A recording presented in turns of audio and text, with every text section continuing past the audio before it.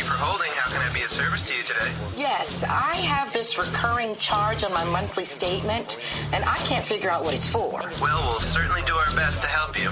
What does the charge say on your statement? Well, it's a $275 charge, and it just says Iraq War. Yes, ma'am, that is correct. The Iraq War cost the average American family over $16,000 since the war started. Are you kidding? Well, I never signed up for that. I'm sorry, ma'am. You don't sign up for the Iraq War charge. Tell me, have you enjoyed your war so far? It's a standard charge for all Americans. Have you gotten a picture of who they are? Well, that doesn't make any sense. Did some men in a cave knock down your tower? While you're still in line, can I interest you in our new monthly Iran War charge? No, Are you gonna behave or lay next to flowers? Thanks for calling the United States. Wake up, sleepyhead. It's after 8, you're late. Get out of bed. Fuck what a spectator said. Scientific dictatorship straight ahead. Rise and shine, sleepyhead. It's after 8, you're late. Get out of bed. This is a bucket of water on your head. You're asleep. You might as well be dead.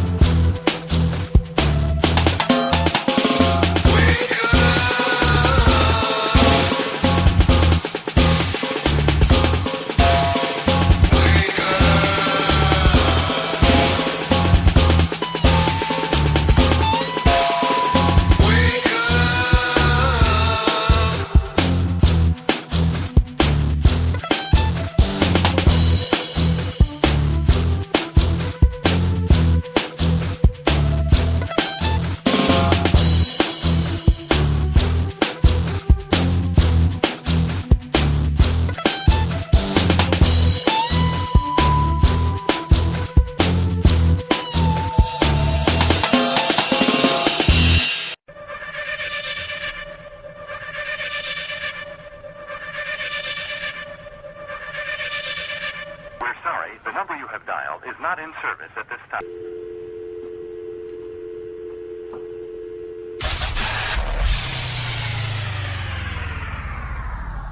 Welcome to the Red Pill Show. And now, here's your host and creator for New Alternative Media via podcast.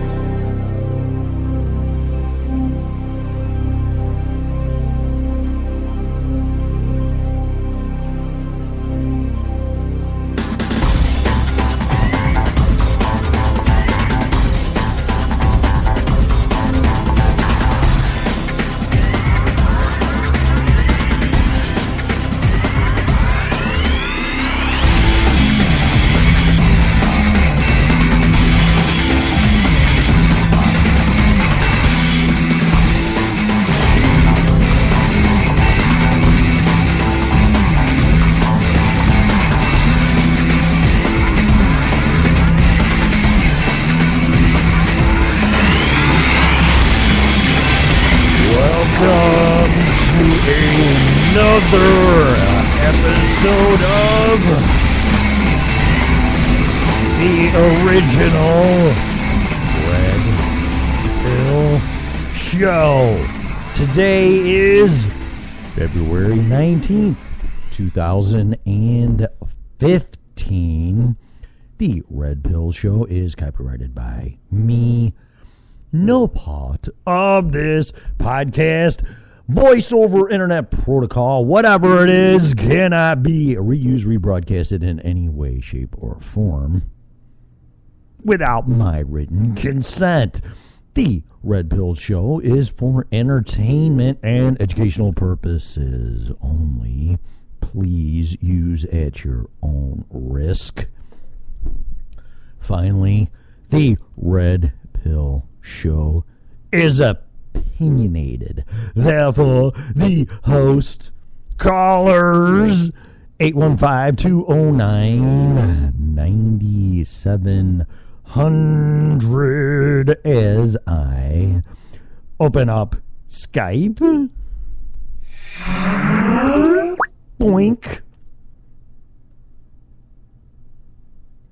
Is opinionated. Especially the host, callers, guests, etc., etc., etc. People that are naughty in the chat room when I open it, again, are opinionated. Under no, zero, nada, zilch, 9 should opinions be taken as advice. If you're seeking professional advice, we strongly encourage you to hire a license if required in his or her field, little Tommy.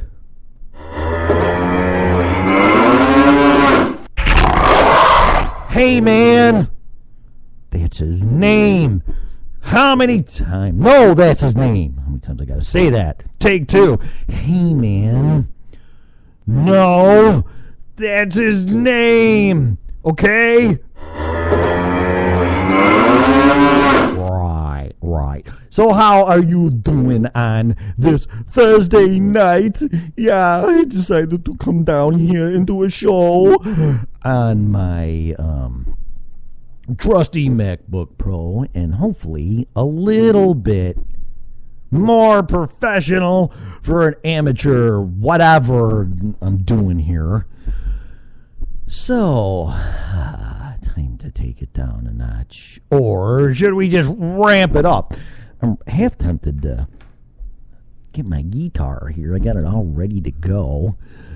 Maybe I will. But, what is happening? Is it cold enough? Really? I mean, come on.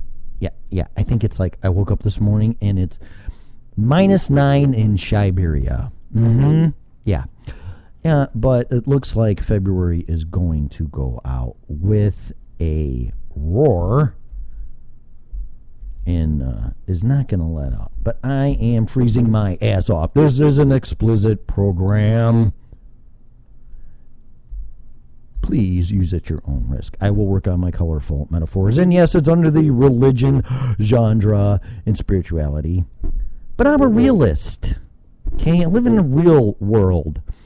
And until the second coming of Christ and everything else, and I'm not being facetious, which will probably be around the blood moons. I read the 4 Blood Moons by John Hagee, and following him on Twitter. And there's many verses in the Bible that you need to look up. And there's stars in the there's signs in the stars. When Jesus was born, the wise men followed the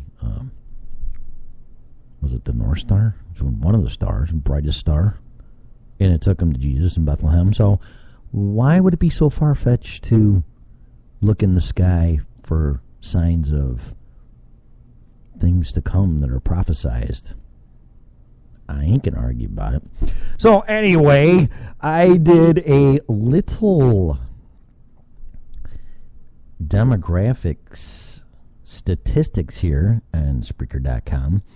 362 plays, 57 downloads, 1 like. Really? One like. Okay, whatever. And 9 followers. In the past 6 months, we have had Chicago, hello. Malta, where the hell is Malta? Malta, Illinois. M-A-L-T-A. Or not Malta. Malta. Is it Malta, Illinois? Maybe it is. It says Malta, United States. Maybe it is Malta. Plymouth. I don't know. Plymouth. I should talk about that too. I got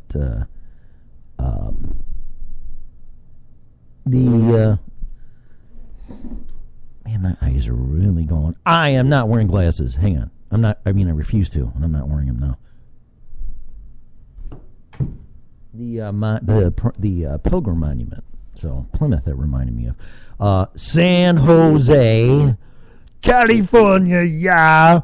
Home of the nanny, and I'll be back. Yes, I'll be back. It's a hydraulics thing. I wish it was a little longer than that. Anyway, Marengo, Walled Lake. I don't know where that is. Milwaukee, Glenview Naval Air Force Station. Really? Wow. Well, that reminds me. Thank you to all serving and non-serving military, firefighters, teachers, and law enforcement. You're all heroes in my book, as long as you're not being naughty. Of course, you take your oath to defend the country against enemies, foreign and domestic. Yeah. Let's see here. Lima, Peru, Houston, Planet Houston in the United States of America. Okay. Let's see here. And then we got some demographics here with ages. Now, this was kind of surprising to me, and I really don't even care about this. Well, I kind of do for these reasons. Now, listen, kids, okay? According to this, there's not one female. Not one. I don't even know how to get these demographics. And I'm not a number guy or bean counter or, now we have to advertise or talk about this to get the ladies to listen. Yeah, what's happening? No, I don't really care. Okay, I do, but I mean, I'm not. Oh, we have to change now to get the checks. Get the check. No. Yeah, hey, baby. I have a microphone, and so do you. Okay. It's all males. All right, fine. Whatever. 2%, okay? Just most of the milk I drink. Although I am working on my figure. I'm trying to stay away from dairy, pizza, ice cream, and all the other crap, chips and all that stuff. I've been doing P90X for about, I think, almost a month. And I've been documenting it, too, because I want my shirt from P90X and Tony Horton, P90X3. So we'll see. But I've seen some progress. I'm drinking it right now, actually. You can hear that. Longevity, excuse me, tangy tangerine. I always forget the vitamins. I gotta remember those things. But I'm taking them. Taking B12 from InfoWars in a bottle. I was taking Healthy Heart Extract, Health and Body Extract. What is that? Healthy Heart, H&B Extract. So Health and Body Extract. I really like that.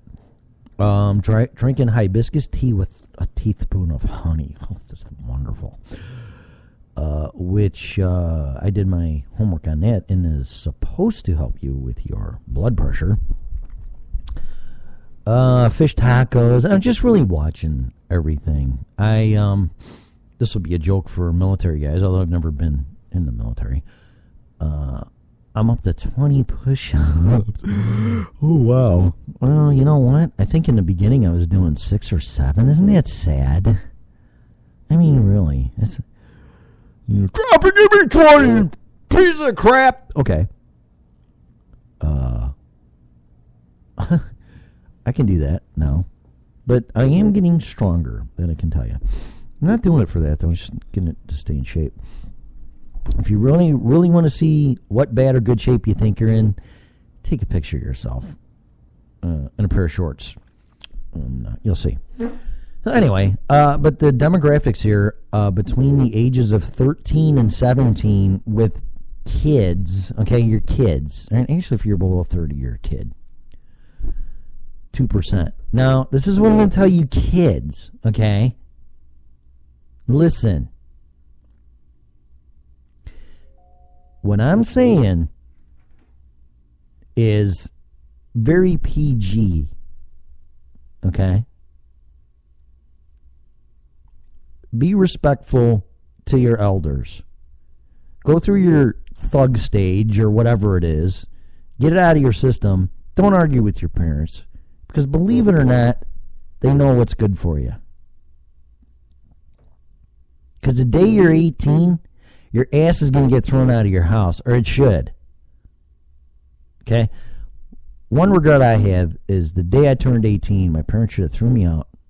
And not literally, but you know what, you're on your own. I have no legal or fiscal responsibility for you. There's a door. Go figure it out. I mean, Mama Bird does it with the birds. You know, these guys that are sitting playing Xbox in their underwear at 20s and 30s and God forbid 40s in their basement in their parents' house. Wow. Ain't happening, man. But the biggest regret I got is not going into service the day out of high school for 2 years. I could have done it in 2 years at that time, and I should have done it. But my mom was scared to death to let me go in there, and I should have done it anyway. So anyway, I don't know if I'd recommend that now, though. Military is different than it was back then, or was it? I don't know. Nothing against the military. I think everybody should, girls and guys should serve their country for 2 years. That's just me. It's going to totally wake you up and put you in place. And it sure as hell beats getting in trouble with the law, going to jail or prison. You don't want that. So don't do that. Not that I've ever done any of those, but I'm telling you, you don't want that. But you got to listen. And you're not going to. You're not. You're just not. Because I didn't. So why would you? But if you're going to listen, I don't know why you're listening. Hey, listen, this guy. Whatever. I'm telling you. I'm not talking out of my ass here. I'm talking from experience, okay? And well, you guys don't understand. It's different. You don't know what you're talking about. You know what they do? And it's like I told my kids. Don't try it. Because I've done it. And if I haven't done it, I know somebody that did. So don't. And they pulled a couple things on me. But don't lie. Don't steal. Don't cheat. Hopefully believe in something other than yourself. Hopefully God or Jesus. And pray. And read your Bible. But don't preach. It's more of attraction rather than promotion, if that makes any sense. You need to attract people to you, not pound it in their head. Okay? But the point is you're our future. Okay? Because probably in 20 years, if sooner, I'm going to be dead.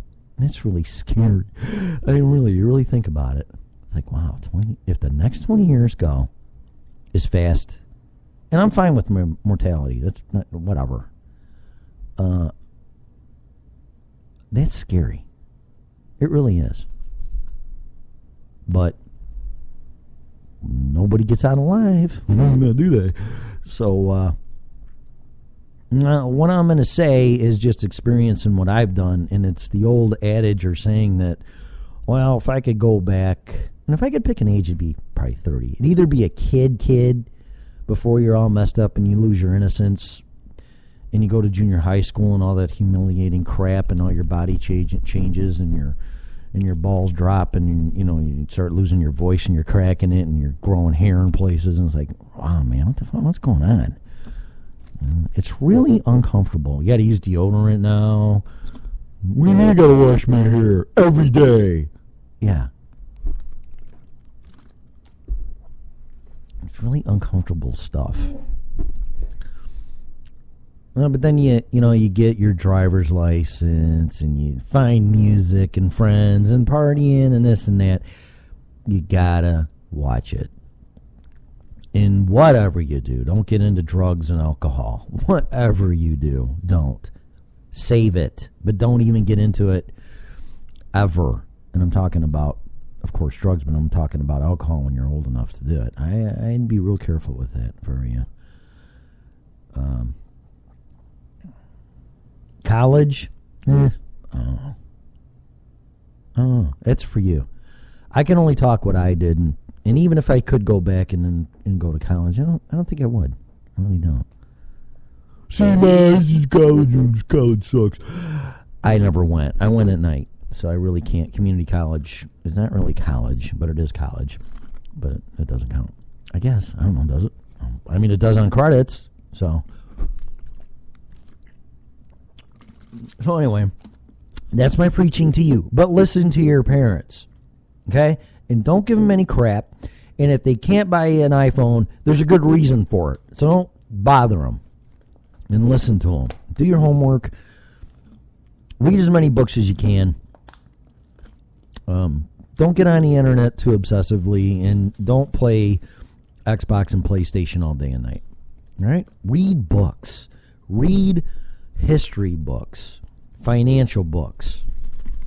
And not stuff in school. Robert Kiyosaki, I just heard him on Alex Jones the other day, and because I wanted to listen to Robert Kiyosaki, who wrote Rich Dad, Poor Dad, and I'm going to comment on that. I don't want to get into it right now because I want to do this demographic thing.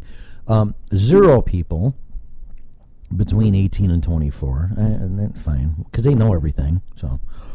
25 to 34, they're probably all busy having kids and raising them and having babies. 35 to 44, you got the kids getting older, teenagers maybe, kind of, drifting apart, looking for some quiet time, man cave time, whatever. 7%. But the big one is between 45 and 54. 90%. Like, really? Huh. Well, that's cool. I'd like to even that out a little bit. I really would like to send messages to the kids. And then definitely the 18 to 24s and 25 to 34s, but then you get into 30-something, and then you go, holy shit, what's going on? I'm 30? What happened? Yeah, it happens that quick. Trust me. So some sources out of here are the webpage, Spreaker.com, Facebook, and not even on that, and Spreaker Android, which are the cell phones. Speaker iPhone, 11%. 11% others. And then Spreaker iPad, iPad Touch, and the Spreaker Studio, which I don't even know how you do that. And then YouTube, 1%. Interesting. Very interesting. So, anyway, I was very intrigued by what I was hearing on InfoWars with Robert Kiyosaki. Now, disclaimer here. Listen, kids. Okay. Listen. This is not financial advice. This is my opinion and what I heard and commenting on it. But what he said is that school does not teach you, and still doesn't teach you, financial education. And it doesn't. I barely learned how to write a check. And all banks, and this and that, and you deposit it, and certificates of deposit, and, interest, and not even how to balance your checkbook, but you write checks. And it was it. It was it. What happened to the Federal Reserve and all the banks and how that's all set up, and quantitative easing in Weimar Germany and Zimbabwe and all that stuff? What happened to that? Oh, we're gonna leave that out. Oh, really? The gold standard. We don't need central banks, fractional reserve lending, interest rates, credit cards, compounding interest, amortization tables and charts, a mortgage, home equity loans, when's good, adjustable rates, fixed rates, arms, I think I said arms, 5 and 1 or 5 ones, 7 23s, all of this stuff, caps, down payments, FHA, refinance. No, where was all that? I mean, nobody buys a house. You don't need a house. Why would you learn that? Why would you learn where to put your money besides in your mattress or savings account or IRA or wherever you want to put it? Life insurance, automobile insurance, buying a car, depreciation, appreciation, inflation, deflation. Oh, that's kind of advanced. You need advanced education. No, you don't. You can start teaching kids this stuff in 6th, 7th grade. I would have understood it, depending on how it was taught. Where's that? That is the biggest thing I would do if I could go back and learn about money, silver, gold, precious metals, currency, the value of a currency behind it, where to put my money, where to not put my money, debt, balance sheets, personal balance sheets, how to pay my bills. And I'll comment on that, and then I'll get off of this stuff because I don't really want to get on a rant. But this is how I made it raising my kids on one income because my wife raised the kids. I get my check weekly, throw it in the bank. I would take my bills, rent, car, groceries, utilities, whatever. Taxes are paid at that point through payroll, so I didn't have to worry about that. No property tax. Oh, yeah, property taxes. How about that one? What's that? Escrow. Positive cash flow.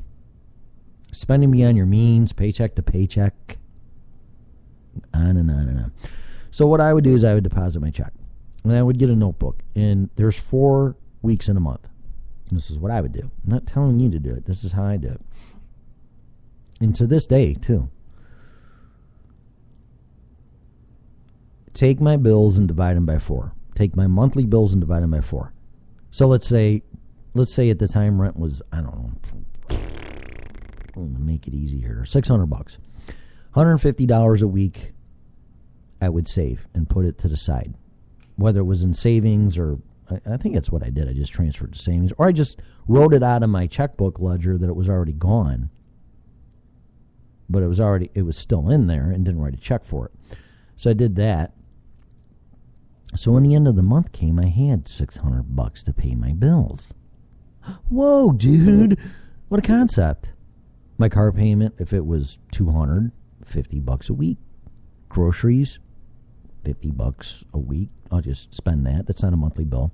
Electric bill is $100 a month, $25 a week.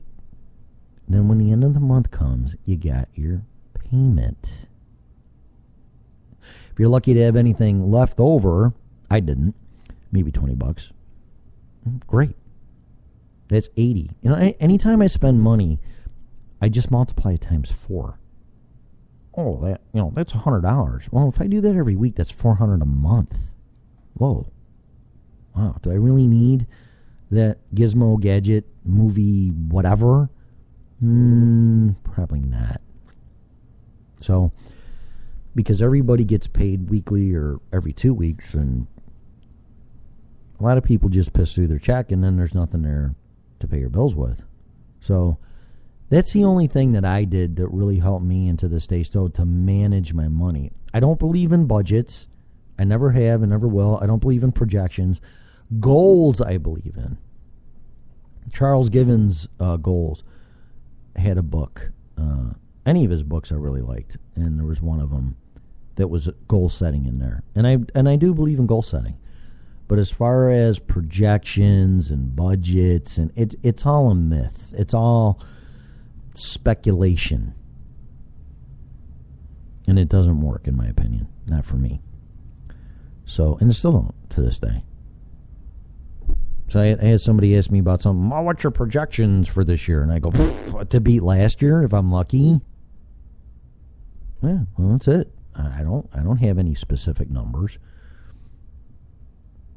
You can't. You don't know the unknown in the unforeseeable situations that are going to come. What if we have another meltdown? Which, by all intents and purposes, I mean, the stock market's at the highest it's ever been. So, what's going to happen when that comes, if it comes crashing down?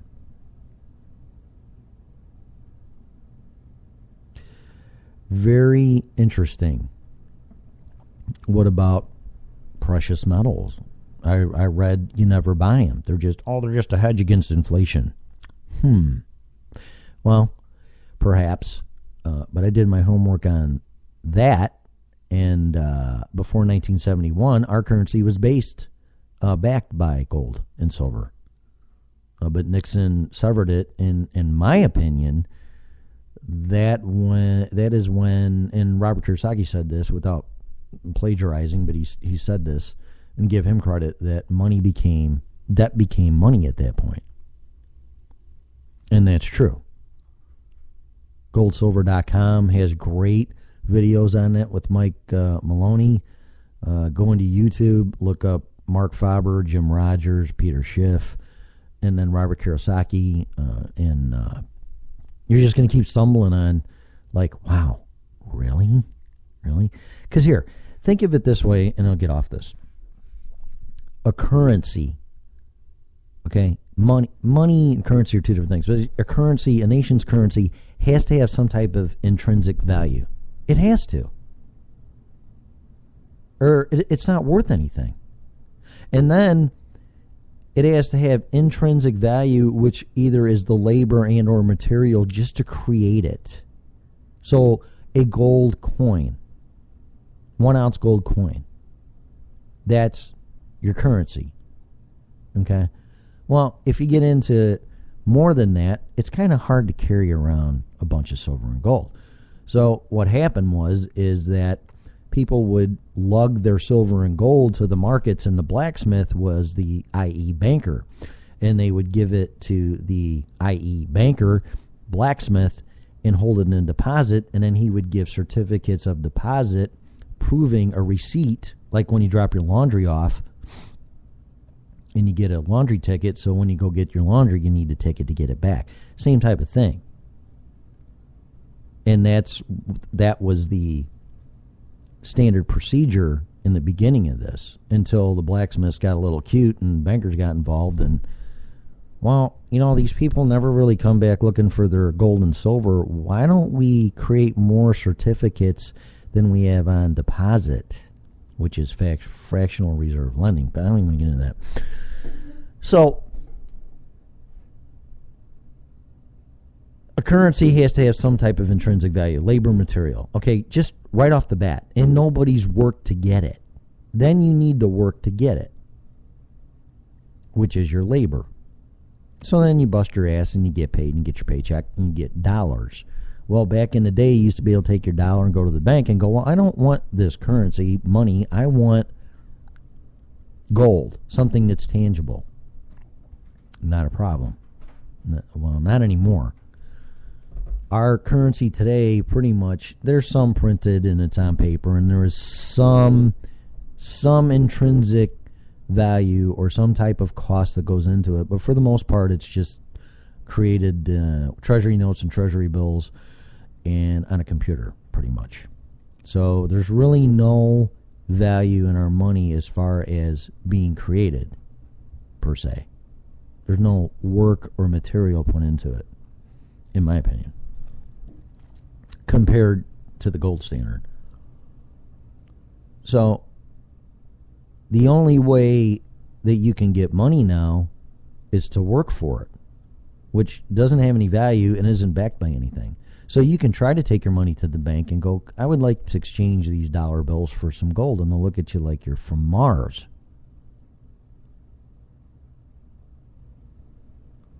So the only thing The only intrinsic value, in my opinion, for my money is my hard-earned labor. Well, what happens when you can't work anymore?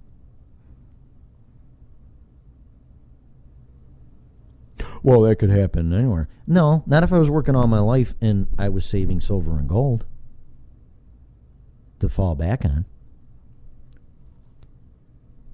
Not to mention with inflation, which is nothing more than printing of money and quantitative easing, you lose the value of that.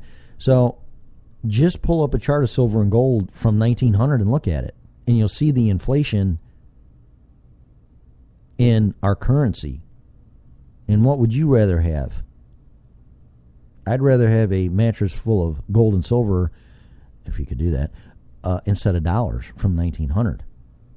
No question about it. No question about it.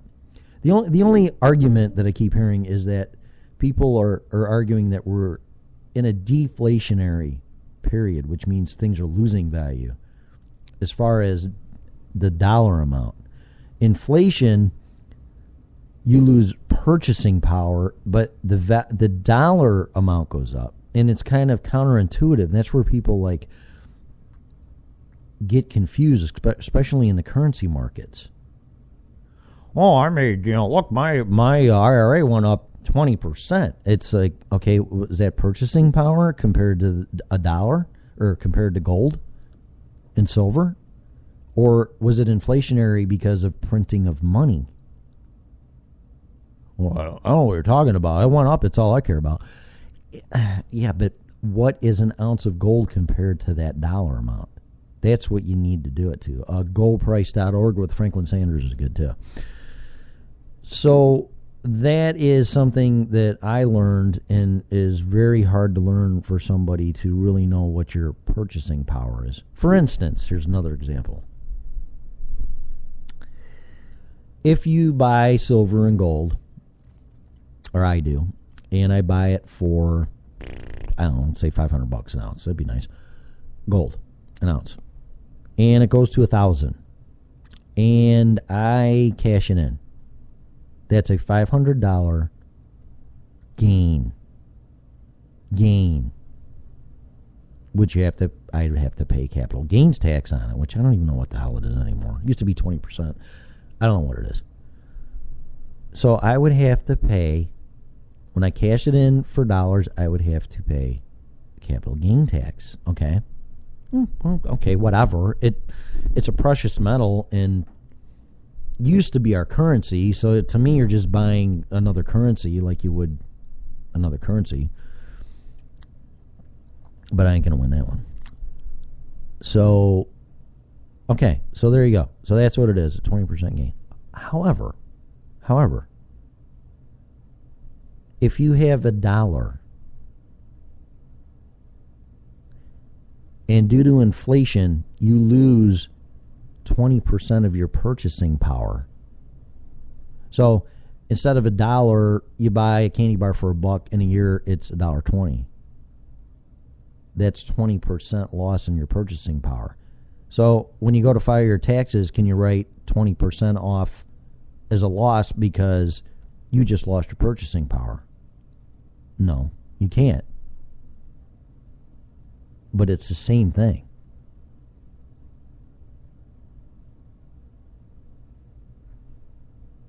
Like, what? Yeah. Well, but it went up 20 cents. Yeah, you lost 20% of your purchasing power, which is a loss now, which you should be able to write off. Can't do it. But if you retain your purchasing power, which you're just retaining it, maybe staying above inflation, well, no, now that's capital gains tax after you sell it. That's ridiculous. But that's what it is.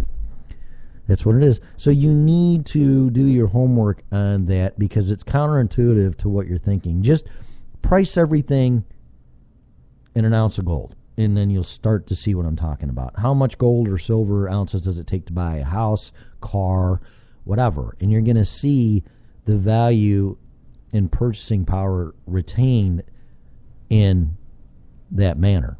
The dollars will go up, but the ounces of gold will stay the same. And then, therefore, the gold will go up. And that's when you're losing your purchasing power. You just got to keep an eye on it. It's really can be confusing. So anyway, that's that. Where are we at here? 40 minutes? Are you kidding me? Wow. Well, I'll tell you what. I will play a song here at 7 o'clock. I have to go to the bathroom. Yes. And pee out this, what is this stuff? Oh, the longevity tangy tangerine. And maybe I'll hook up my guitar and have a little bit of fun here. It's enough of preaching. I brought my phone down here and wanted to go through Drudge. I know there's a lot of stuff going on. And cover some news. 815-219-9700. Anybody who wants to comment on anything. But, money is one of the biggest controllers. And just think about it. Just think about it. Why do you or don't you do something? Out of fear of not getting paid, losing your job, et cetera, et cetera, et cetera. Or you do something and it's a great motivator. But either way, it's a controller. It controls you. And when you have the ability to print that at a whim, for the most part, then that's where things get a little goofy and a little weird. Subsidies, taxes, then you can decide where money goes. And then that's where the class division comes in and divide and conquer and everything else. Whereas if it was backed by silver or gold, it's like, piss all of this. And the government can't print more money than they have in holdings because that keeps them in check. So if they have $300 trillion in gold, they can't print more than $300 trillion. And if they do, then they're in trouble. Can't do that. You can't print more money than you have to back it up. Because if everybody comes and goes, well, I want gold instead of this stuff, you have to be able to exchange it. And that's kind of what happened in 71 when France asked for their gold, and Nixon told them to piss off and severed the gold standard, and that's what happened. And we've been pretty much in trouble ever since. It's had some aggressive growth rates, but we've also had some pretty bad economic downturns too. So I don't really want to elaborate too much on it, but you really got to think about it, do your homework. So let's see here, because it's very fascinating. It's very interesting. And it's like Robert Kiyosaki said, a coin has three sides. And I'd even say, I'd take that to a dollar bill, because it's even more the point. You got a front, a back, and the edge. And he says a coin. And you're supposed to look at things from the edge. And if you look at both sides of a dollar bill from the edge, that's a razor thin edge to be on. And I think that's a better analogy, because that's where we're at. Coin, you got a little bit more ground to stand on. But you make one little move on a dollar bill, you're going to get sliced. And if there's any pressure from the top on you, you're going to get sliced. And I think that's a really better analogy to use for me. Makes way more sense than the coin. Okay, I can't get on Drudge. I don't know what's going on. Maybe I should reboot the telephone. Here we go. Reboot. Yeah, I'll just do all this and I'll play a song. So I'll be right back. This is, let's see, let's play what I was playing in the beginning. Maybe not. Let's play this. I'm going to play this one by Desiree Bassett, Shred and Burn. And I'll be back on the other side. So enjoy Desiree Bassett with Shred and Burn.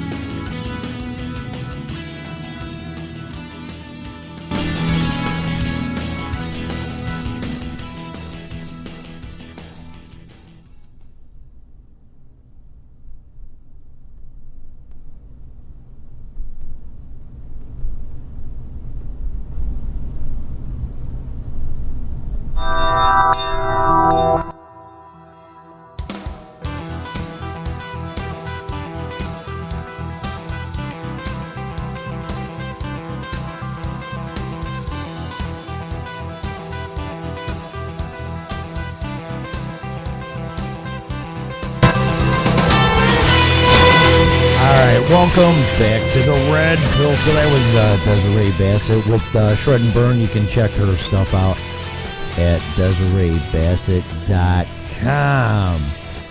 All right. So I'm going to go through some news stories here, and off of Drudge.com, we have blast. Coldest temps since late 1800s in the east. What happened to all the global warming? And my SUV causing all these problems. I'm not going to read that one, though. Life-threatening freeze hits the south. No, you know what? I'm going to pick on the south a little bit. I'm sorry. Okay? Here we go. Winter grip tightens with cold, life-threatening cold, in parentheses, number one, more snow. The nation is still in the midst of a winter grip that seems to be getting tighter instead of looser, with many parts of the country experiencing life-threatening cold. Yeah, it's February. Hello. Okay? Wind chill advisories were issued Wednesday from Chicago, which, you know what, whatever. I mean, we're used to this stuff. You know, when I was a kid, knee high to a grasshopper, it was cold, man. It's just cold, okay? You just deal with it. From Chicago and Detroit, and extending as far east as Baltimore. Yeah, okay, sure. In some areas, the brutally cold winds will bring temperatures of -9, which it was this morning, with wind chills as low as -25 degrees. Yeah, because it's windy. And that's the part I don't like. I don't mind the bitter cold in the sun, but when the wind's blowing, oh man, it just sucks.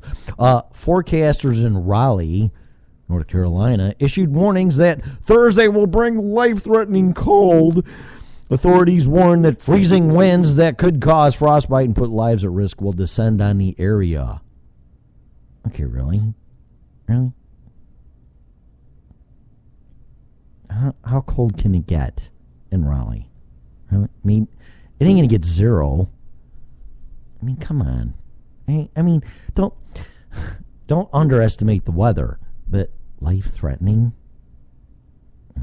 Even Florida is set to have temperatures in the low 30s. We're all going to die. It's going to be 30 degrees. Oh, shit, no. Then I said, go get some bread there, some water. We're going to die. The National Weather Service also called for snow showers from the Great Lakes to the East Coast. Schools have closed, and the weather is wreaking havoc with travel both over the roads as well as among the nation's airports. Well, yeah, I can understand it. Once again, authorities across the country are warning of the dangers of shoveling snow in the bitter cold. Yeah, no, don't do that. No, don't. Shoveling snow isn't good for anybody, okay? If anything, get a snowblower and buckle up. Snow thrower, I don't know what we call it.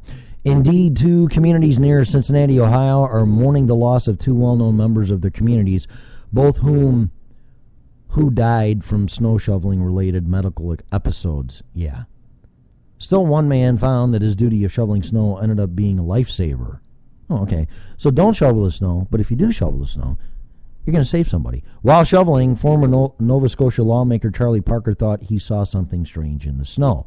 Upon investigation, he discovered the dark spot in the snow was a pile of poop. No. It was a 73-year-old man named Gerald Whitman who had lost his way in the storm. The elderly man... Okay, see, what? Hang on a minute. With all due respect, why are you going to be elderly walking around in the storm? Really? I mean, it's kind of stuff, common sense here. You know, if they say don't go out unless you have to, include walking in the snow, don't do it. The elderly man got lost driving to his dialysis treatment. Oh, well, okay. Pretty important. And then his car died. Really? Just died? He said he tried to start out on foot but collapsed. No cell phone? No. I guess. At some point, he thought he was going to die. I made peace with the Lord and said, If it be your will, so be it, and I just stopped, Whitman said. Apparently, it wasn't his wheel. Whitman thanked his savior, saying, what a sweet guy. He said, if it hadn't been as strong as he was, I think we still would be there. That's a great story there. But yeah, don't go out. And it's really record lows challenged in Florida. I can screw this all stuff. I want to find some. Thursday night, as winds drop, cold temperatures are expected over all of South Florida, okay, with freezing temperatures over South and West Miami Dade's agricultural areas. Wow. Lows by Friday morning will range from around 31 degrees in South and West Miami-Dade's farm areas to nearly 40 at Miami International Airport. Wow. Now, it's pretty cold for Florida. I can't see. Chicago smashes record live chill map. I don't really care about that. It's all on drudge.com. I got the app on my phone. This one concerns me. Britain scrambles warplanes to intercept Russian bombers. Germany stuns market by rejecting Greek bailout extension. Yeah, we should not do that now. No, you shouldn't. Good for you. Worried depositors rush to pull cash out of banks. Well, there you go.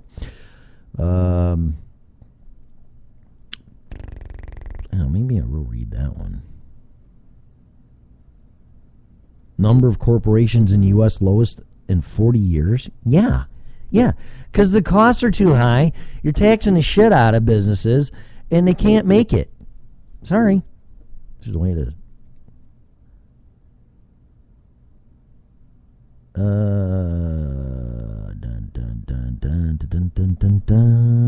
Driver dies falling off bridge after stopping to help crash victim. That's horrible. Oh, Mark Cuban swearing. Let's say Hollywood fed up with 50 Shades author, sequel possibly delayed. Oh, great. Here we go.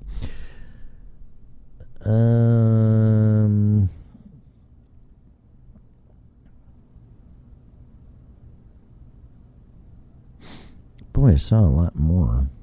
Rand Paul eyes debt ceiling fight in audit the Fed push.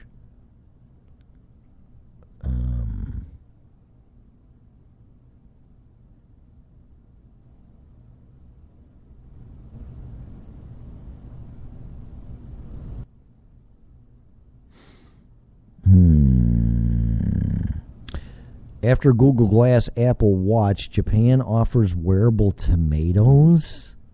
Oh, yeah, you have a round eye, you have glasses, and you have a watch. Now we come up with the tomato. Tokyo. As the world's electronic companies scramble to set the agenda for wearable devices. Oh, we know not device. We thought a vegetable. One Japanese vegetable juice maker went one better Thursday, unveiling a wearable tomato machine. The Tomatoton is a backpack that can be loaded with 6 mid-sized tomatoes, enough, say the makers of power runners through this weekend's Tokyo Marathon.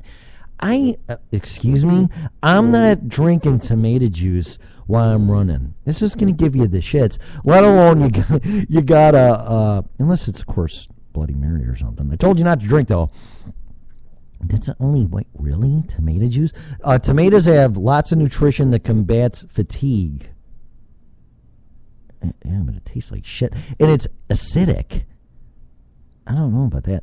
The Tomatoton looks like a small humanoid robot with a tomato for a head and sits snugly on the athlete's shoulders. Really? Kind of like Yoda? Tomato I am. Tugging a tiny lever in the foot, moves the arms to catch a tomato from the dispensing chute. The arms then rotate the fruit over the runner's head and hold it in front of his mouth. We used about 100 tomatoes to complete this machine, said this guy, creator of the the Tomatoton, a company known for its off-the-wall devices and musical instruments. Yeah, you can say that again. Shigenori Suzuki wears the tomato Spencer, which was developed by Japanese art. We focus mostly on its visual design. Well, yeah, because it's not worth anything. I mean, it might be something worth something in a piece of art, but really a practicality? Come on. Really? Who the hell? Especially the Japanese. They're really going to... Oh, I go run today. I got to meet my Tomatoton and have a tomato juice because I run in the marathon. What? Despite the 8-kilogram, 18-pound weight, he said he will not don the device for a 3-mile run. Oh, he will don the device for a 3-mile fun run on Saturday. I will be by his side carrying my tools just like an F1 mechanic. Oh my God, really? You guys are really... For a tomato juicer? I don't know. I get my password. Why did my computer go out? It shouldn't have.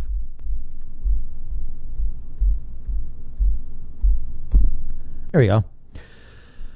In Sunday's Full Tokyo Marathon, a runner from Kagome will participate with a lighter wearable tomato machine, the Petite Tomatoton.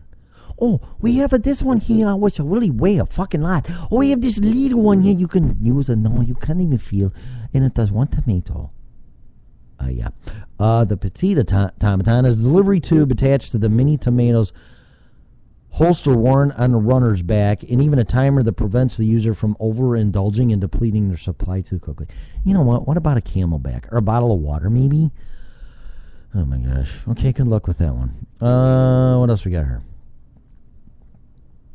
Fox Empire ratings keep rising. Barkley thinking about voting Republican. Okay. Court allows woman to sue herself after wrongful death of husband. Utah. Oh boy. From Las Vegas.cbslocal.com. Salt Lake City, Utah. A Utah woman has been granted the ability to sue herself for negligence in the case of a deadly accident that killed her husband in 2001. I'm not laughing at that. Sue yourself. Yes, Your Honor. Yes, Your Honor. My husband died, and it was my fault, and I think I should sue myself for damages and negligence. And don't worry about the Bronx accent. I know I'm from Utah. Okay. The Utah Court of Appeals has ruled that, I'm not going to say her name, will be allowed to proceed with a wrongful death lawsuit against herself for alleged negligence in the December 27, 2011 accident east of Battle Mountain, Nevada that killed her husband, the Salt Lake City Tribune reports. Court documents show that Bagley will be suing the driver of the vehicle for an unspecified amount of money stemming from losses in medical, funeral costs, and mental anguish. She lost control of a Range Rover while driving in the desert when she hit a sagebush, which caused the vehicle to flip over. Her husband, 55 years old, was thrown from the vehicle and suffered severe injuries that ultimately led to his death. Now, that's horrible. She made news after the crash when the family's dog went missing, but then showed up a month later for a surprise reunion. Court documents show that she was negligent for failing to maintain proper control of her vehicle and for not keeping a proper lookout as she was driving in the desert. This is ridiculous. How can you sue yourself? Attorneys say the widow is pursuing legal action for the benefit of the estate and not just herself. Creditors will be paid prior to receiving the money she'd received as her husband's sole heir.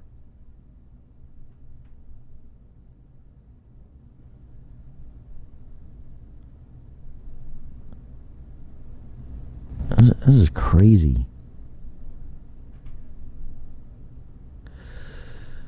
Okay, whatever. Let's see, 1-bedroom apartment, New York City, rental, $300,000 a month.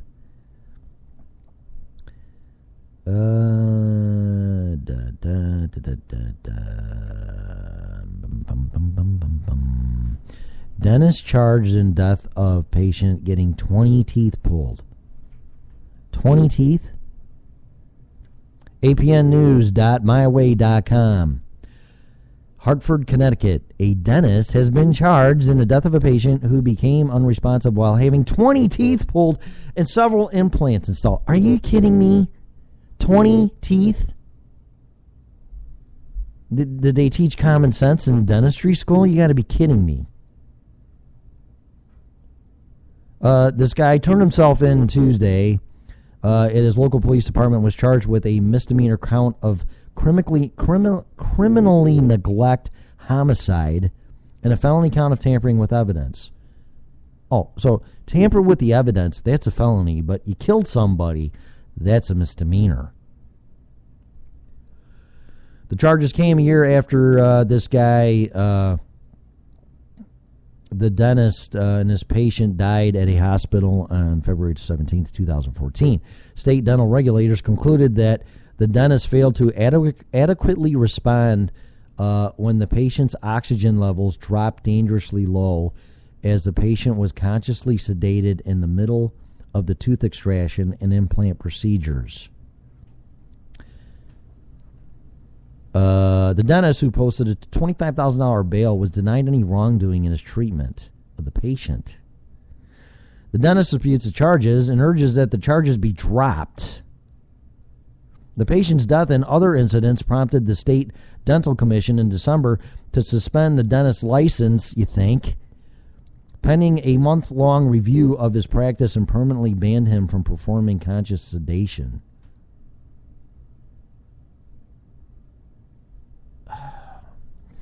All right, listen. 20 teeth pulled out of someone's mouth at the same time? How many teeth you got? 1, 2, 3, 4, 5, 6, 7, 8, 9. I count like 9 or 10 just up top, and I got my wisdom teeth. So you're yanking a whole top or bottom of someone's teeth out, and that's not a problem at the same time. Okay. Let's see here. Family buries wrong body after mix-up at crime lab. That's horrible too. All right. There's some really weird stories there tonight, and I am not going to comment on that one. So anyway, what I'm probably going to do is just go. It's what, 67 minutes? Wow. That is a record, I think. Let's see here. But with that said, I'm just going to go because I got to eat. And it's like 7:30. It's past my dinner time. I got some things to do. Like cleaning up the kitchen and stuff and all that fun domestic things. So, where's my outro? Where'd it go? There it is. So anyway, thanks for listening to me. Kind of a laid-back show tonight. I did work all day and I froze my ass off outside. But hopefully you got the point and you got one thing out of this. So thanks for listening to me. God bless everybody. And have a great day. You have been listening to the original Red Pill Show.